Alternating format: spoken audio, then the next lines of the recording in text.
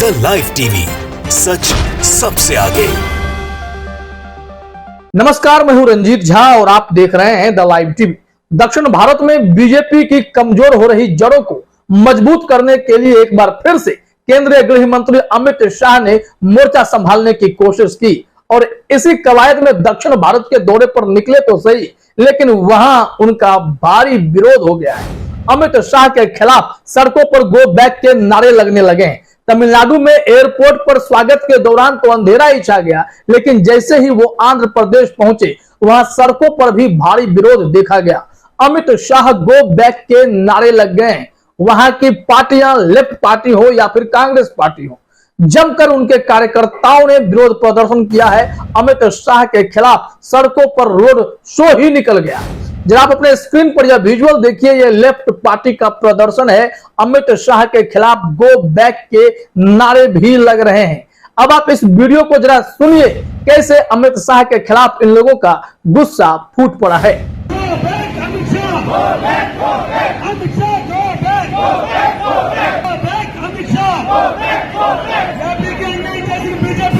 तो सुना आपने कैसे लेफ्ट पार्टियां अमित शाह के खिलाफ जबरदस्त प्रदर्शन कर रही हैं और इन लोगों ने वादा खिलाफी का आरोप भी लगाया है कि बीते 9 सालों में इन लोगों ने आंध्र प्रदेश के लिए कुछ भी नहीं किया है।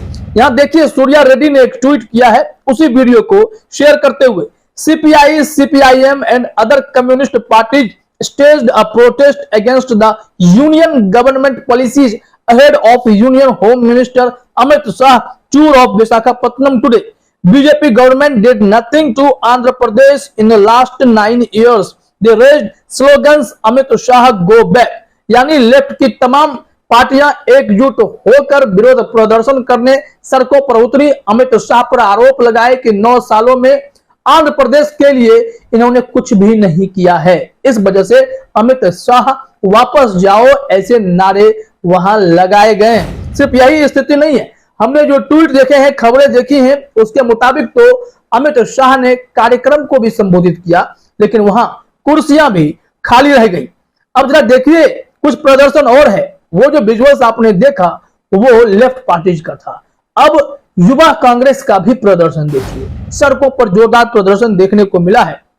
पुलिस उन लोगों को रोक रही है, लेकिन अमित शाह के खिलाफ नारे लग रहे हैं, झंडा बुलंद किया जा रहा है और तख्ती प्लेट लेकर भी हर कोई दक्षिण भारत में अमित शाह और पूरी भाजपा के विरोध में खड़ा होता दिखाई पड़ रहा है। ऐसे में ये तो राजनीतिक पार्टी है, लेकिन आम लोग भी उतने ही नाराज बताए जाते हैं। तभी तो दक्षिण भारत में बीजेपी की जड़ें एकदम से हिल सी गई हैं। कर्नाटक जो सबसे मजबूत स्तंभ था बीजेपी के लिए, वो सब खत्म हो गया है। जरा ये विजुअल्स देखिए यहां पर कैसे प्रदर्शन चल रहा है।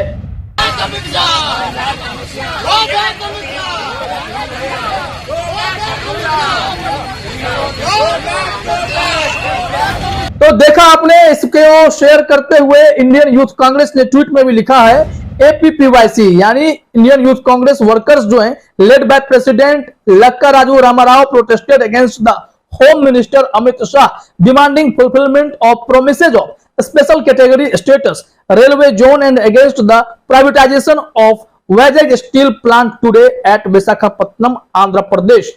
इन्होंने कहा है कि आंध्र प्रदेश के विशाखापत्तनम में जबरदस्त तरीके से विरोध कांग्रेस ने भी किया है। अमित शाह से मांग रखी है कि आपने स्पेशल स्टेटस अभी तक क्यों नहीं दिया है आंध्र प्रदेश को। इसके साथ ही साथ जो वैजाग स्टील प्लांट है उसके प्राइवेटाइजेशन का भी जबरदस्त विरोध हुआ है और इसी वजह से अमित शाह के खिलाफ गुस्सा भी फूटा है। एक तो सरकार विकास के नाम पर कुछ कर नहीं पाई, रोजगार के नाम पर कुछ कर नहीं पाई, लेकिन जो वायदा आंध्र प्रदेश से किया गया था वो सारी चीजें पीछे छूट गई हैं। 9 सालों में आंध्र प्रदेश के लिए कुछ भी नहीं हुआ। इसी को लेकर इंडियन यूथ कांग्रेस ने अपना गुस्सा भी दिखाया है। लगातार प्रदर्शन चल ही रहे हैं। आंध्र प्रदेश का अनुभव अमित शाह के लिए कतई अच्छा नहीं रहा है। एक ट्वीट आप और देखिए, इसमें दिखाया जा रहा है कि अमित शाह रैली तो कर रहे हैं, सभा को संबोधित तो कर रहे हैं, लेकिन सुनने के लिए सिर्फ खाली कुर्सियां हैं और खाली कुर्सियों से ही वो पूछ रहे हैं कि बताइए नरेंद्र मोदी को प्रधानमंत्री बनाएंगे कि नहीं बनाएंगे। ये 2024 का बिगुल फूकना चाह रहे थे, लेकिन बिना जनता के कैसा बिगुल, किसे सुनाएंगे। खाली कुर्सी सुन भी लेगी तो कुर्सी वोट नहीं देती है। ये बात बीजेपी समेत बीजेपी के आला कमान भी अच्छे से समझते होंगे। आप जरा वो ट्वीट भी अपने स्क्रीन पर देखिए, विजुअल्स देखिए।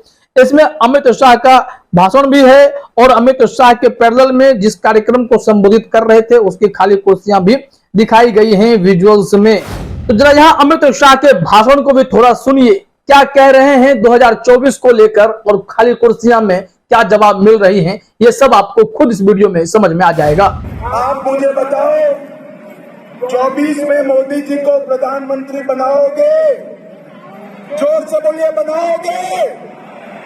तो देखा आपने, इस वीडियो को शेयर करते हुए वैजाग न्यूज मैन में लिखा है, home minister Amit Shah gave a speech on Modi's 9-year rule at the Vishakha railway grounds, a hall full of people और एम्प्टी चेयर्स। यहाँ पर उन्होंने तंज कसा है कि अमित शाह ने रेलवे ग्राउंड पर भाषण तो दिया, 9 साल की उपलब्धि गिनाने की कोशिश तो की, लेकिन सुनने वाले जरा देखिए, यह हॉल लोगों से भरा हुआ है या फिर खाली कुर्सियां ही अमित शाह को सुनने के लिए बैठी पड़ी हैं। यह जबरदस्त तंज कसा गया है। दरअसल दक्षिण भारत में बीजेपी अपना पांव जमाना चाहती है। अगर जो हालात हैं कर्नाटक में जिस हिसाब से हार नसीब हुई है, इसके अलावा कहीं और बीजेपी मजबूत थी भी नहीं।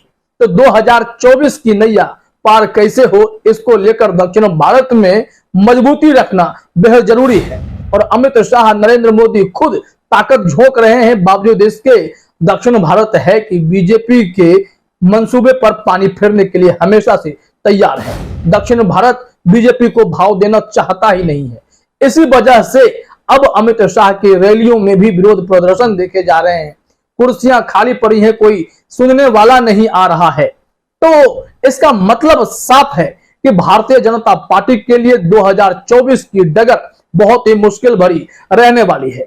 जो 130 से 133 सीट के आसपास टोटल बताए जाते हैं कि दक्षिण भारत में लोकसभा के हैं, वहां बीजेपी को सीट हासिल करने में पसीने छूटने वाले हैं। रही बात भारत के अन्य हिस्सों की, तो वहां विपक्ष की गोलबंदी इतनी टाइट है कि इस बार 1-to-1 कैंडिडेट फाइट भी होने जा रहा है और फिर बीजेपी के लिए मुश्किल की घड़ी सामने आ जाएगी। पोलराइजेशन के सहारे बीजेपी अक्सर चुनाव जीत जाया करती थी। अलग अलग क्षेत्रीय दल एक ही सीट पर 10 उम्मीदवार खड़ा कर देते थे, जिससे बीजेपी को फायदा हो जाता था। लेकिन इस बार साझा उम्मीदवार का प्लान बनाया गया है। विपक्ष की रणनीति यही है कि कांग्रेस अगर कहीं उम्मीदवार देती है तो उसके इर्द गिर्द कोई और उम्मीदवार नहीं देगा उस सीट पर। ऐसे में इसी फॉर्मूले के तहत 475 सीटों पर चुनाव लड़ने की तैयारी है। तो फिर बीजेपी को मैदान में हराने के लिए यह रणनीति काफी काबिल और सफल बताई जा रही है। कहीं ना कहीं भाजपा को इससे भारी नुकसान तो हो ही जाएगा। इसी कारण से अमित शाह दक्षिण भारत में फिर से ताकत झोंकने की कोशिश कर रहे हैं, लेकिन तमिलनाडु का अनुभव बताता है कि एयरपोर्ट पर अंधेरा का हो जाना और अमित शाह के कार्यक्रम में जनता का नहीं पहुंचना भी यह साफ संकेत दे रहा है कि दक्षिण भारत बीजेपी को नकार चुका है और ऐसे में बीजेपी को अब अलग रास्ते तय करने होंगे, जहां से उन्हें 2024 की नैया आसानी से पार करते हुए दिखाई पड़े। लेकिन ऐसा हो नहीं रहा। इस बार विपक्ष की गोलबंदी ने अमित शाह समेत पूरी भाजपा के होश उड़ा दिए हैं और आंध्र प्रदेश ने तो बड़ा मैसेज अभी से ही दे दिया है कि आप लाख भाषण करने आ जाएं, लेकिन अगर वायदे पूरा नहीं करेंगे तो जनता आपको आईना दिखाएगी और विपक्ष भी आंखों में आंखें डालकर जनता के लिए सवाल करेगा। आंध्र प्रदेश में ऐसे ही स्थिति हो गई है। फिलहाल इस वीडियो में इतना ही। आप सभी का हमसे जुड़ने के लिए बहुत बहुत धन्यवाद। द लाइव टीवी, सच सबसे आगे।